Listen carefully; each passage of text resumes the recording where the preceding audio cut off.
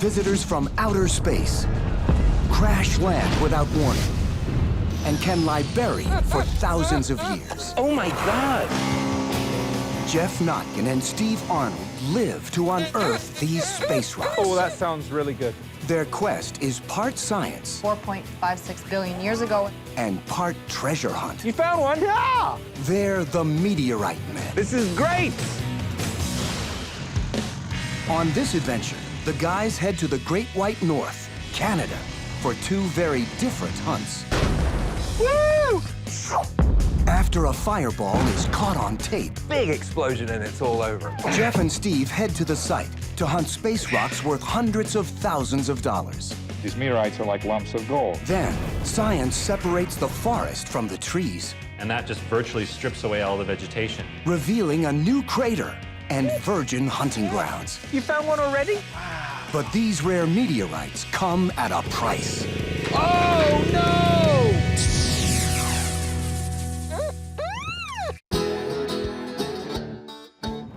Here in Canada, it's about 50 degrees colder than we expected.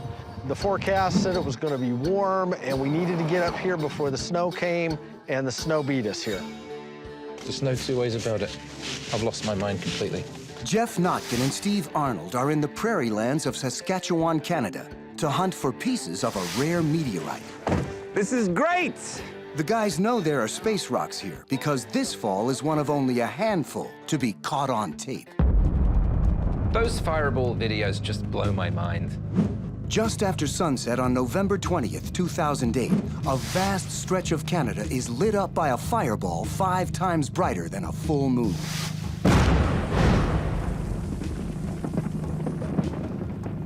There was a police video that captured this thing coming in, and it was pretty phenomenal. This thing tears through our atmosphere from space, explodes right in front of the car, and they get this drop-dead fantastic video. The space rock, about the size of a desk weighing 10 tons, hits the atmosphere faster than 31,000 miles per hour. When you see one of those videos, you go, oh my God, they travel really fast.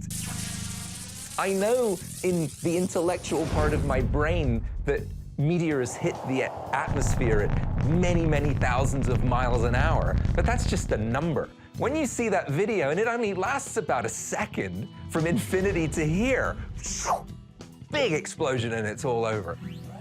Scientists immediately collect the amazing videos, map the locations they were shot from, and triangulate the landing zone of the fireball. The data points to a big target in western Saskatchewan, but now they have to find the bullseye. Meteorite hounds, academics, and the curious scour the Canadian prairie. 1 week later, 180 miles east of Edmonton, a discovery. It wasn't a big lake. Spotted something black out there on the ice, and the first one was found. We have the very first piece of the meteorite that was recovered from the fireball last Thursday. People think meteorites, when they come in, they're on fire, thanks to Hollywood. It's far more dramatic if you have a fireball coming in and it hits the ground and it blows up buildings. Nothing could be further from the truth. The thing burns out miles up in the air. You see from the fireball video, it's only a second or two of a fire, just enough to toast the outside of the rock. And then it's got a minute or 2 or 3 or 4 minutes of free fall. In November in Canada, it's, you know, and it hits a frozen lake. It's a cold rock hitting a cold lake. The meteorite fall is named after the area where the pieces are found, Buzzard Coulee. The largest piece recovered is this monster, weighing in at 13 kilograms, nearly 29 pounds. To buy a space rock of this size, a private collector would have to shell out about $400,000. Effectively, these meteorites are like lumps of gold, the same kind of value. The Buzzard Coulee Meteorite is an H4 chondrite. So it's a meteorite that contains chondrules, which were the first materials to form in the solar nebula. They're usually millimeter size. They're quite small to a fraction of a millimeter. If we were to cut open one of those stones, we'd see those little chondrules in there that are older than Earth, older than the solar system. It kind of makes you feel small. A $400,000 space rock gets everyone's attention. The guys hear about the meteorite frenzy going on up in Canada while on another expedition. It was a real big deal. Big deal in Canada, big deal worldwide, definitely a big deal in the meteorite world. Amateur meteorite hunters recover about 110 pounds of specimens in a week, and there's no end in sight. Buzzard Coulee, the locals were really into it. They were very interested. It was absolutely great. But winter is fast approaching, and when the harsh weather blows in, the hunters get blown out. You just can't hunt for meteorites in the snow, not these little stones. And we can't hunt when the crops are there. The farmers won't let us on their land, understandably. So we had a very narrow window during which we could hunt. Nearly a year after the fireball lit up the sky, Steve and Jeff finally arrive at search location number 1, a cold and snowy location number 1. We should call it the snowfield, not the strewn field. It is. The Buzzard Coulee meteorites found so far outline a strewn field, the area where the meteorites fell, about 6 miles long and 2 miles wide. Location number 1 is right in the heart of it. My concern is that we're looking for small stone meteorites in the snow, in stubble. Yeah, my concern is we're gonna freeze. Well, that's a given. Well, let's get going. We're burning daylight. You sure you want to do this? You know how long I've been waiting to get up here? And a little frostbite isn't gonna stop me. Okay, see you later. Hey, I'm not ready yet. Something about Stevie's very speedy, really anxious to get out in the field. Be looking for a little, just a ping. Very distinct. The meteorites that we're looking for in this section of the strewn field are quite small. I would say Sounds like junk. marble-sized. Farm junk. A little bit bigger if we're lucky. With the snow on the ground, there's not much chance of seeing them. Got the first meteor wrong! So he's yelling at me already about something he hasn't found. I don't even know what that is. I'm gonna wear headphones connected to the detector. I can hear a fainter signal, and also they block out the sound of Steve yelling at me every time he finds something that's not a meteorite, so I've got a double purpose there.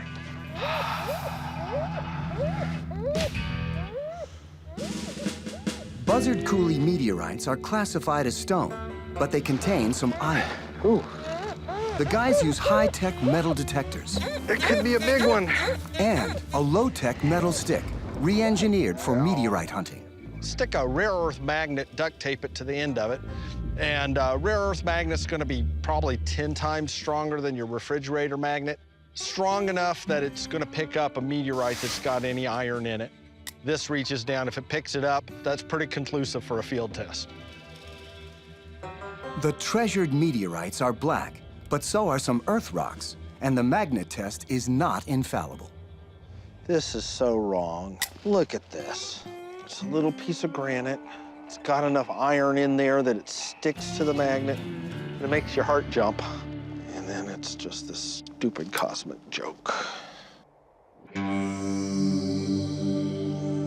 You have to have a real positive attitude. It's almost like losing your keys. You know you lost them in the yard, and you're looking for them. We knew they were there. We were looking for them. We're expecting it. Oh, man. There have got to be pieces. Might be able to see them. Might be able to see them. Just because we encounter adversity when we're in the field doesn't mean we're going to stop. This is a crazy, difficult, challenging, weird, and sometimes frightening business to be in.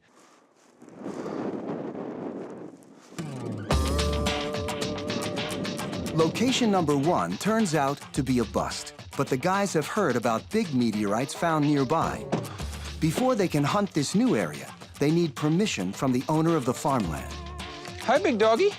The good news is the farmer is a collector too. I'll show you the bigger one. Look at that. The hired man actually found it. And he works. Yeah, he works on the land yeah. for you. Yeah. It's like a Star Trek emblem. Well, congratulations. That's a beautiful stone and quite valuable. And the value is what? Couple thousand? Yeah, I would say. Yeah. At least. We'd like to ask permission to walk the property from you, if that's okay. that's see fine. if we're able to locate anything. Well, Thanks a lot. Location number 2 is within spitting distance of the small lake where the first meteorite was found. The famous lake. This is it. The fireball would have come right over here, and boom, that's where the very first pieces were found on the frozen lake. It's Well, just, I have a theory that good. if we're moving, we're gonna stay warmer. I like that. So come on, I Jeff. can work with that. Sometimes it doesn't hurt to get a little lucky. It's more buried trash. I think I got one. Yeah! Oh, he's too far away. Oh, man. Look at this. Wow. So this is my first buzzard. Oh, that's so cute. This is probably gonna be worth $20 or $30 a gram. So $200 to $300. This is cool. This is so cool. Makes the whole trip worth it. With Steve's first meteorite in the bag, Jeff's competitive spirit kicks in. But so far, there's a whole lot of cold and just one small meteorite. Oh, this is hard going in here. Ah! Oh, that's so mean. I thought it was the real thing because it looks so black on the outside, but it's an earth rock. It's not magnetic enough. Damn it. I'm a little worried about Jeff. It's bloody ridiculous! We just don't really have much chance of finding tiny black rocks mixed in with snow and all of this damn whatever it is. Not that I'm annoyed or anything. Just as Jeff hits a wall, Steve's perseverance pays off. There's one.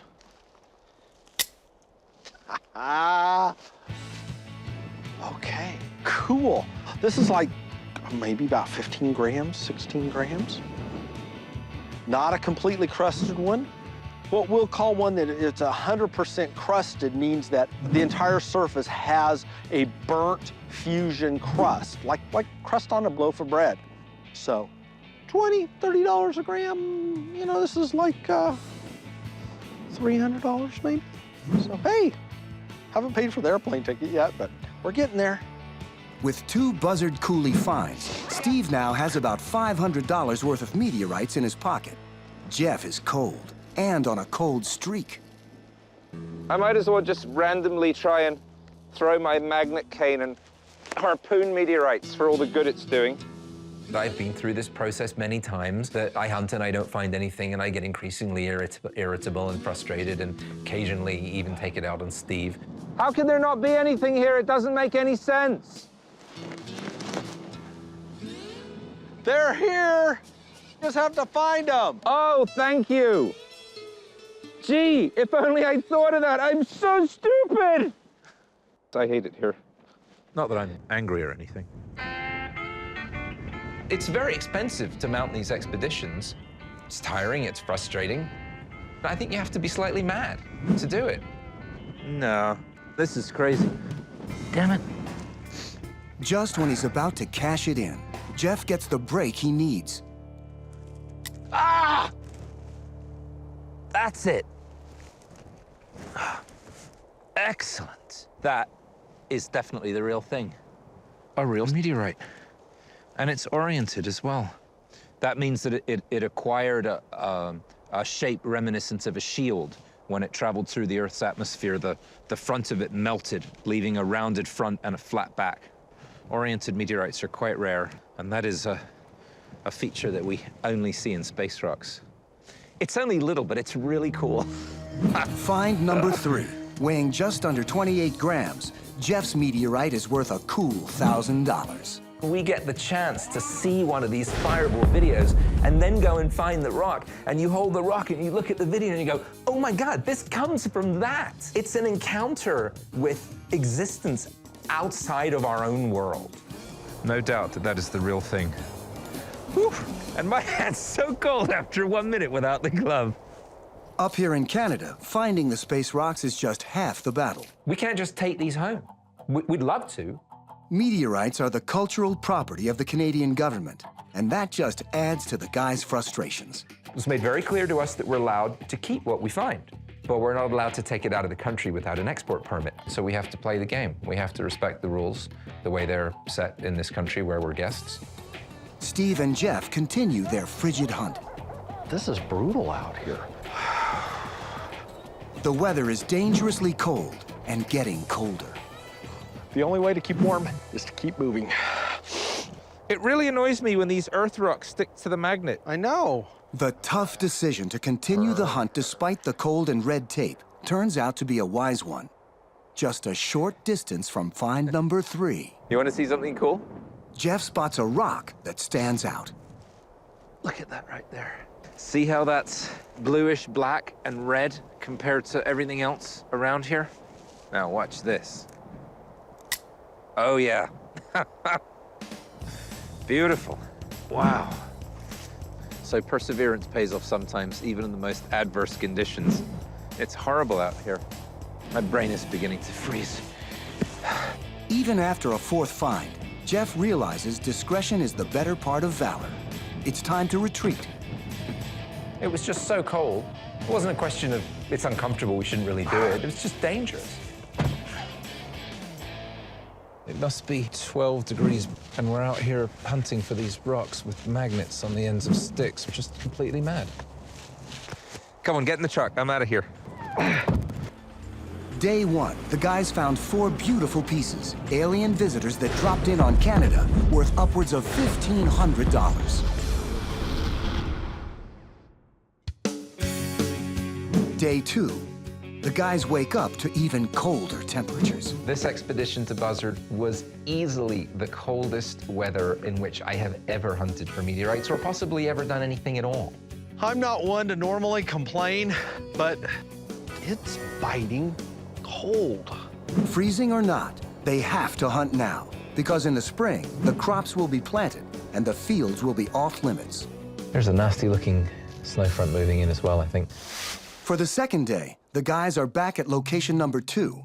They've moved to a neighboring wheat field they think hasn't been picked over yet. Talking with some of the neighbors, it's like they've been found on all around us. Their hunch pays off. Woo! Steve! Oh, yeah. We were right to check out this field. It's a beautiful fusion-crusted stone, really well preserved, nice black crust. Nice.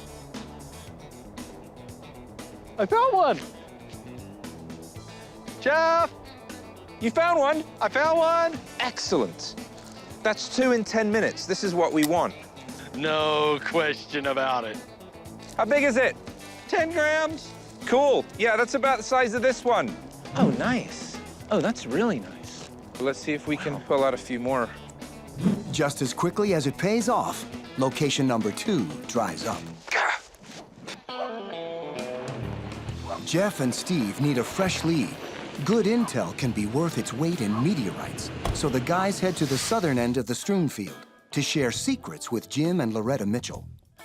Hello, how are you guys? Cold, it's cold. The Mitchells may be able to point the guys to some hefty space rocks. And here's my little CD there. I think it's 55 grams. That's not little.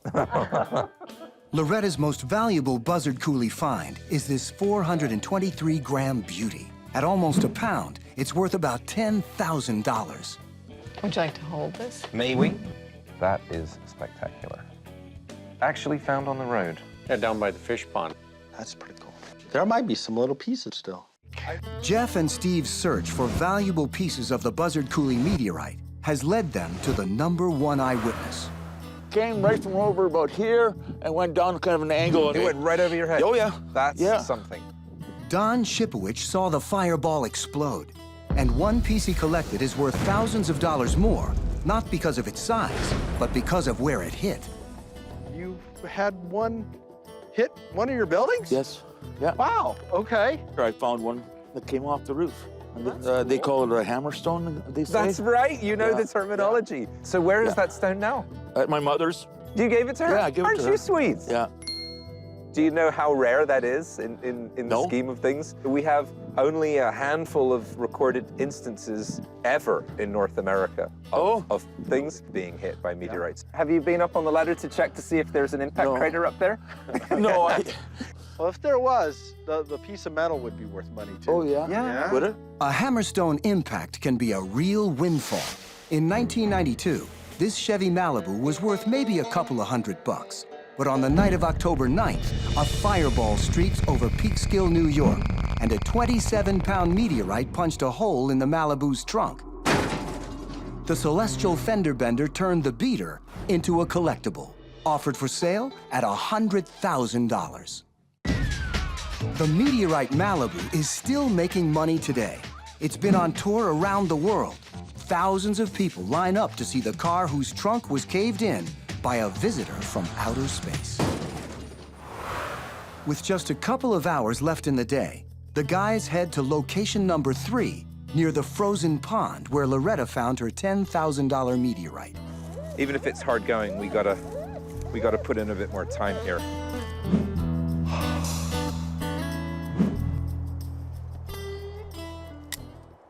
Oh, that's more like it! Steve! Don't tell me. Oh, wow.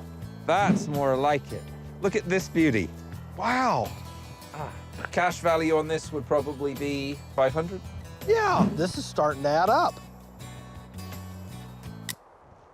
Oh, yes. The guys now have 8 meteorites worth thousands of dollars. With only an hour of daylight left, Steve has devised a plan for mechanized gridding. Scientifically speaking, it's trolling with magnets. Once you run the truck, I'll ride on the tailgate. You keep warm for a little bit. I'm gonna look out the back. Hey, this might work. And then maybe we'll take turns. Stop! No. Okay, go. Stop. No. Go. Stop. Okay, go. You're not driving over, Annie. What's he complaining about now? Oh, stop. No. Okay, go. I could walk faster than this. I am convinced that had he driven over a meteorite, I would have seen it.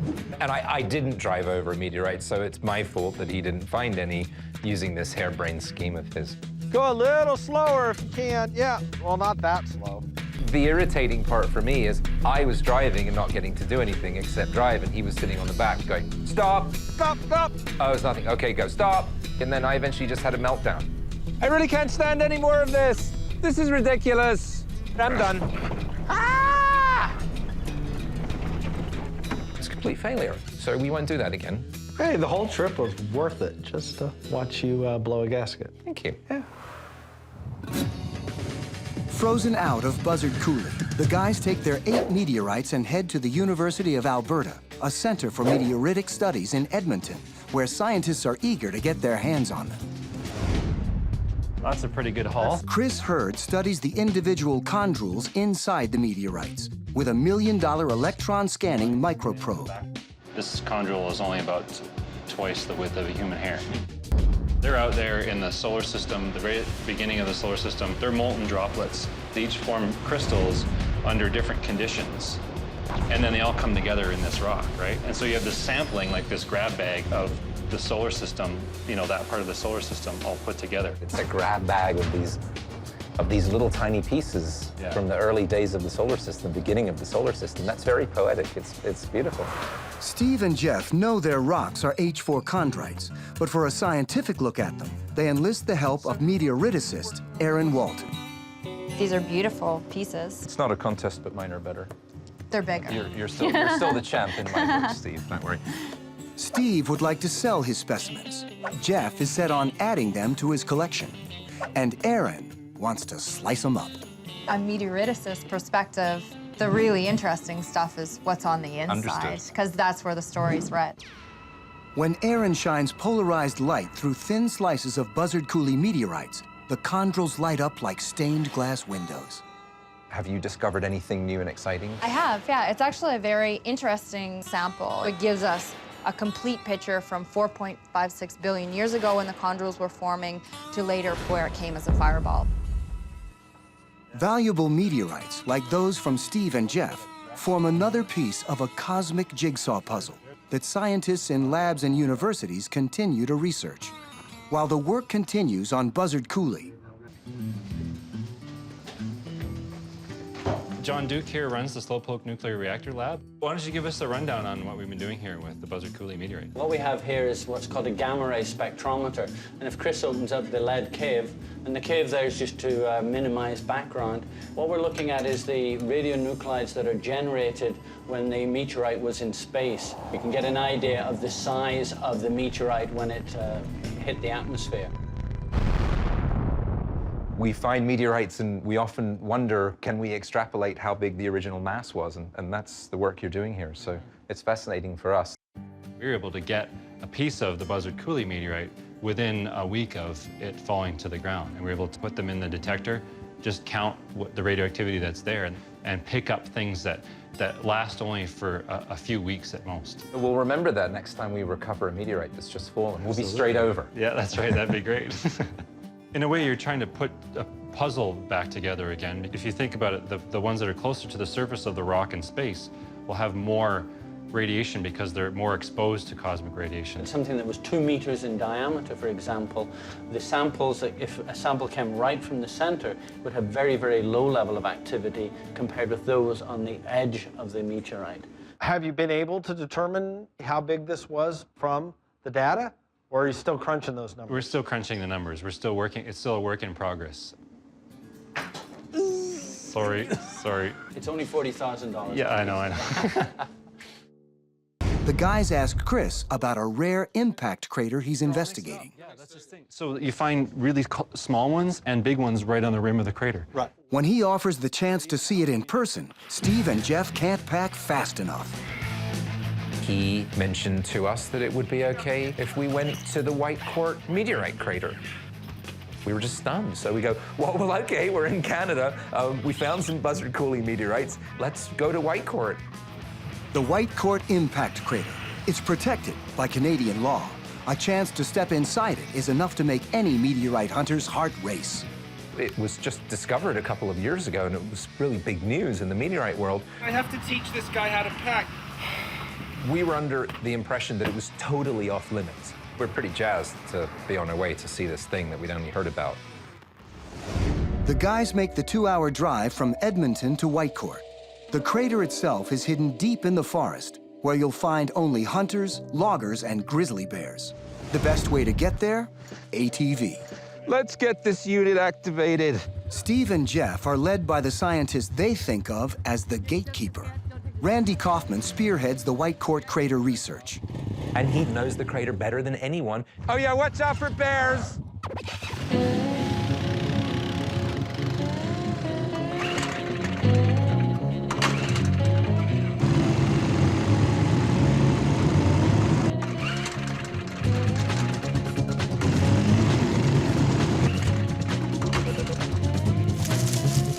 Damn it. Oh, where's Jeff? Hey guys! Hey Steve, I'm gonna race you to the crater!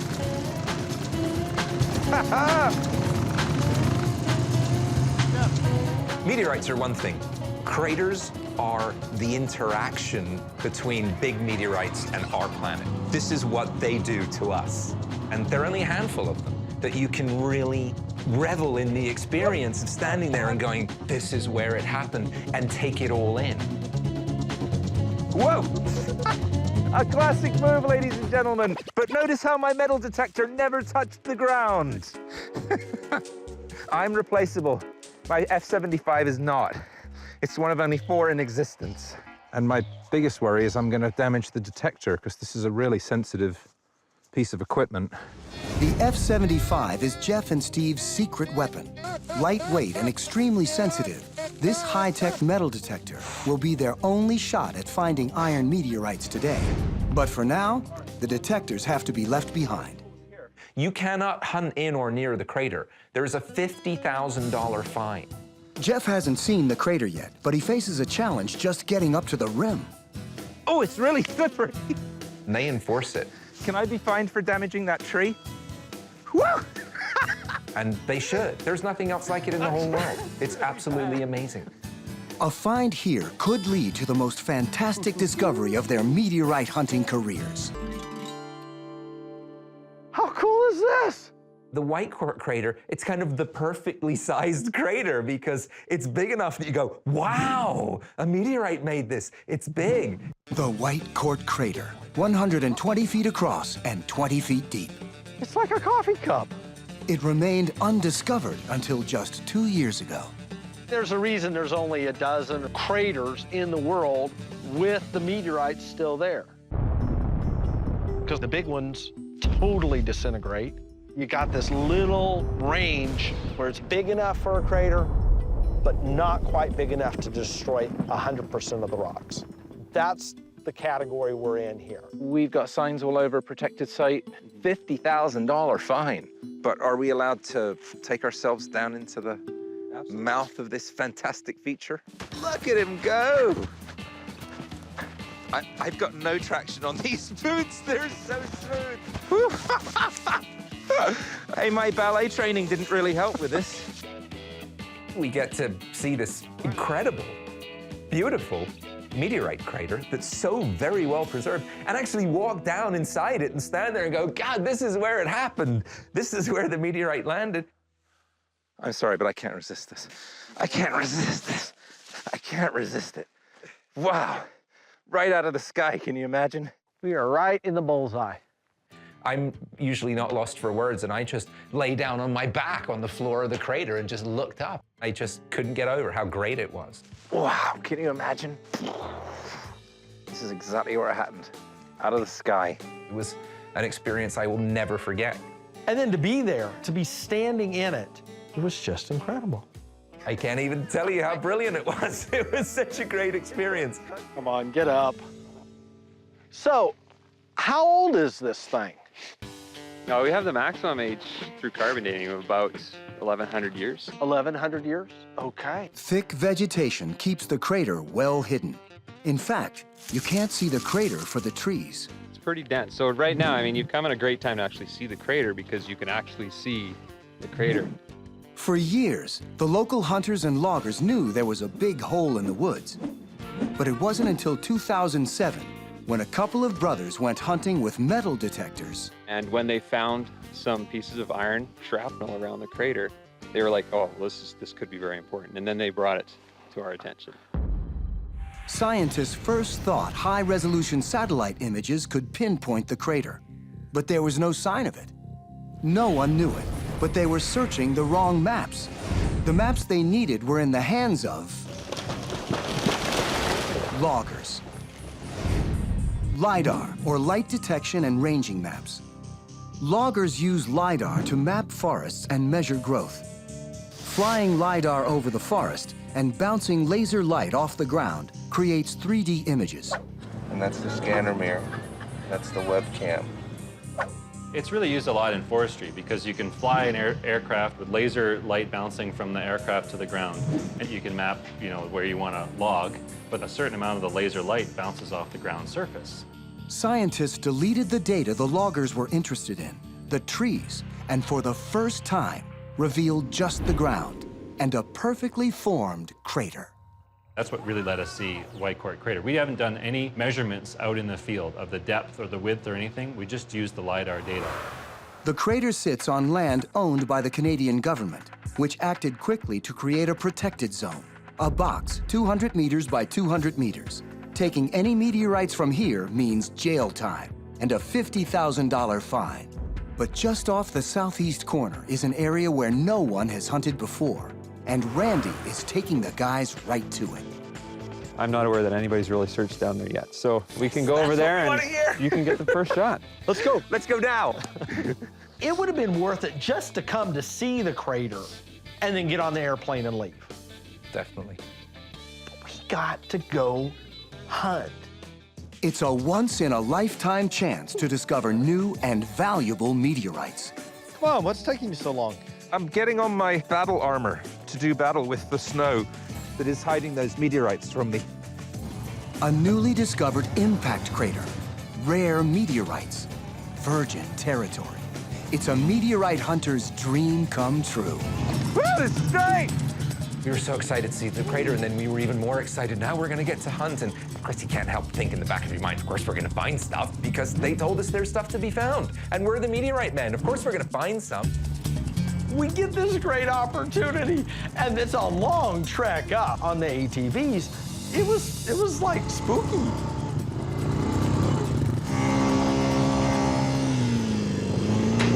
Oh, no!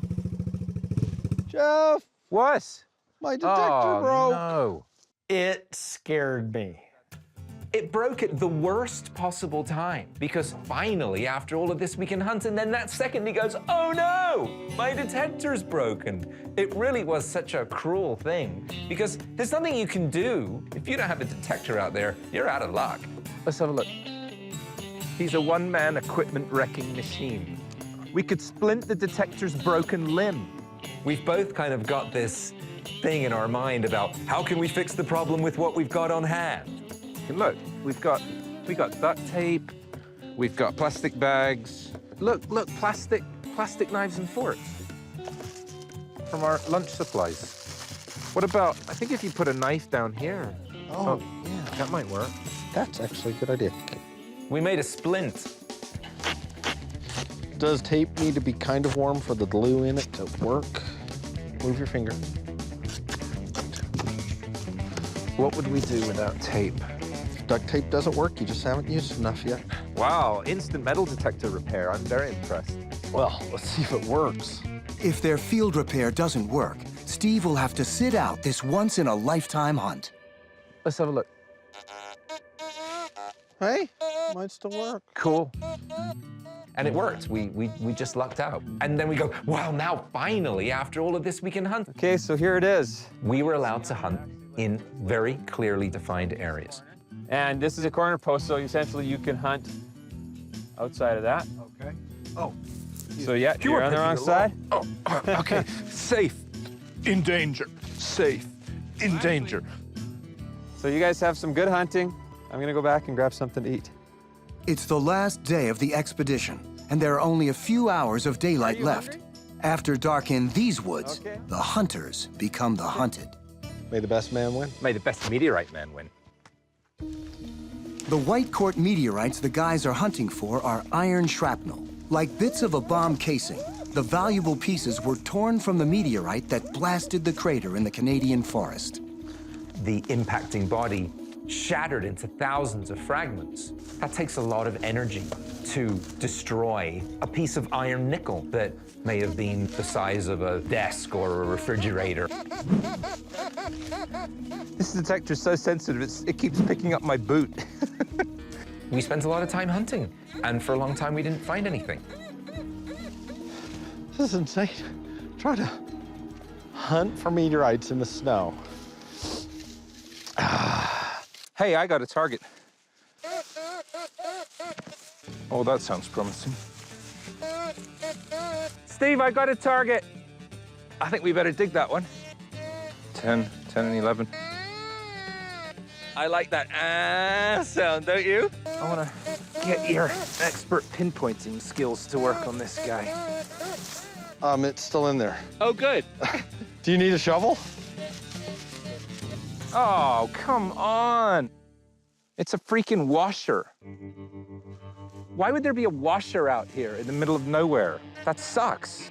It's extremely irritating and frustrating and disappointing. Thanks for nothing. Called me all the way over I am here so for sorry a to interrupt your nap time.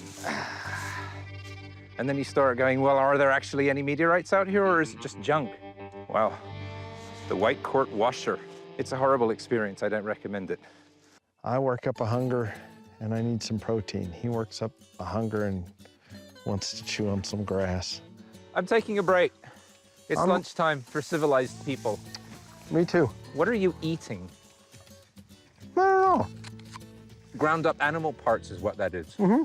All the worst bits. Mm-hmm. What are you eating? I'm eating a wonderful organic apple. No added chemicals and no animal parts. What do you think? I like them covered in caramel.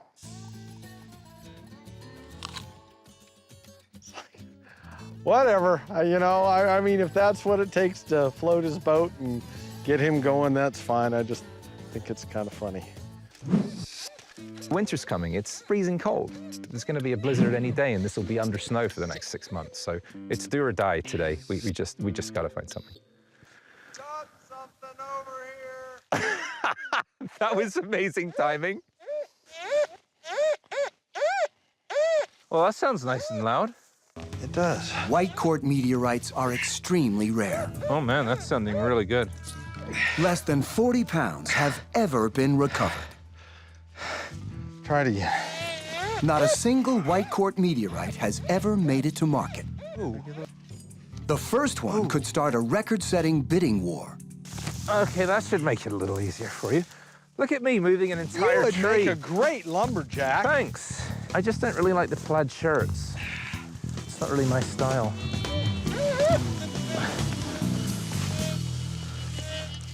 Are you kidding me? This is a shoe. What is a fossilized human shoe doing out here?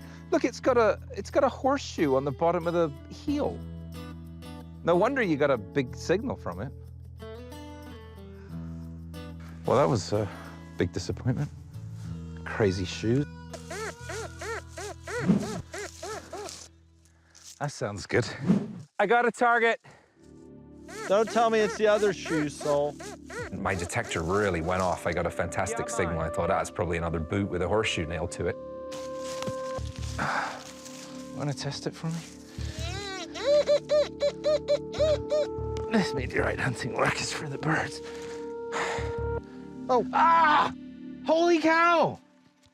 That is definitely a meteorite. Oh my God! Wow! Way to go! It's my turn. It's my turn to hold it. Wow! What a cool shape. Look at that. It's a Whitecourt crater iron meteorite. Suddenly I feel a whole lot better. Isn't it funny the way that works? Well done. Thank you. Now it's my turn. Did you bring lunch with you? I just brought some tea to celebrate. I thought a little cup of tea in the field after finding a Whitecourt crater iron meteorite would be appropriate. And you'll be pleased to know that it's not that awful tea that you drink. It's English breakfast. It's just the way things are done, Steve. Cheers. Oh, that smells so good. Ah. Ah, yes. That totally made my day.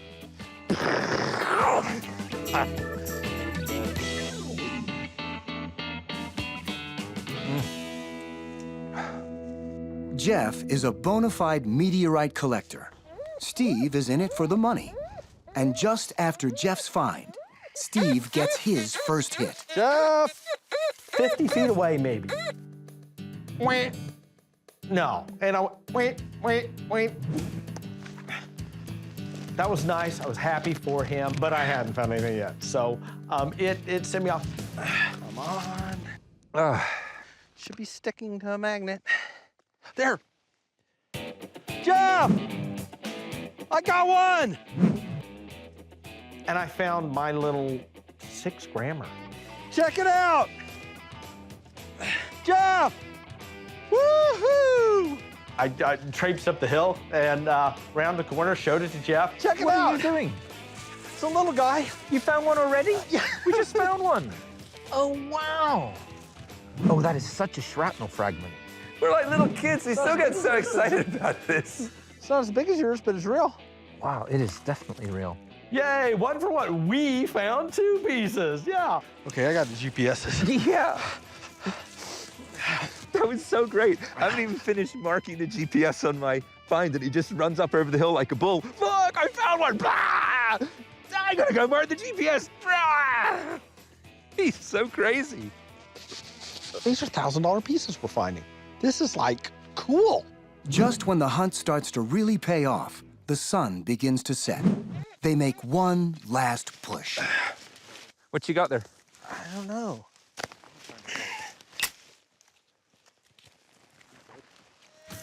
this rock comes out on my magnet. What? It is shrapnel. I mean, it came from the piece. It's definitely a meteorite. That's totally different. It is. This find doesn't look like the sharp-edged shrapnel they expect. Steve and Jeff are baffled. Look how prepared you are. You got little blue towels for them to keep them warm. It's got a little bit of shrapnel-like markings there on that side, but this is so rounded. My theory is that it was a piece of the outside of the meteorite that did get melted a little bit, was rounded. It got ripped off. That's amazing. Find number 3 weighs in at 150 grams and could fetch $20 a gram. That puts a $3,000 price tag on it, if they can get an export permit. According to what's been found here, it's a big one. It's in the top 5% or so. Fantastic. Good one, good one. Wow, that's just really cool. Time is running out, and they have to clear out of the site. Hey, Steve. Oh, that sounds really good. Ah! What is that?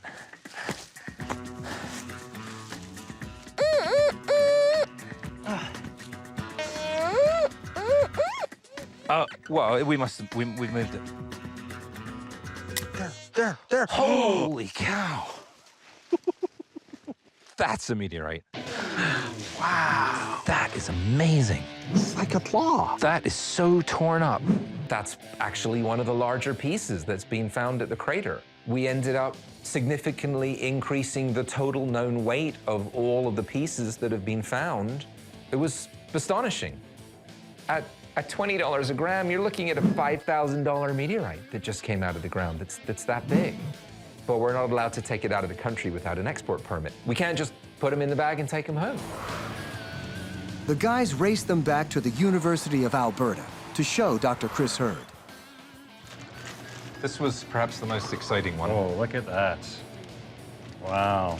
See, you can really, look at how sharp those edges are. You can really see how shrapnel-like it is, like the meteorite just ripped itself apart, and you've pulled these pieces that are of the metal apart. It's really like what bomb shrapnel looks like. Yeah. Indeed. At the end of the day, they recovered 4 meteorites worth a total of about $10,000, if Jeff decides to sell some. Sometimes you find something that's just too nice to sell. It goes into the collection. That's fine. It was so taxing. I can't wait to sell them.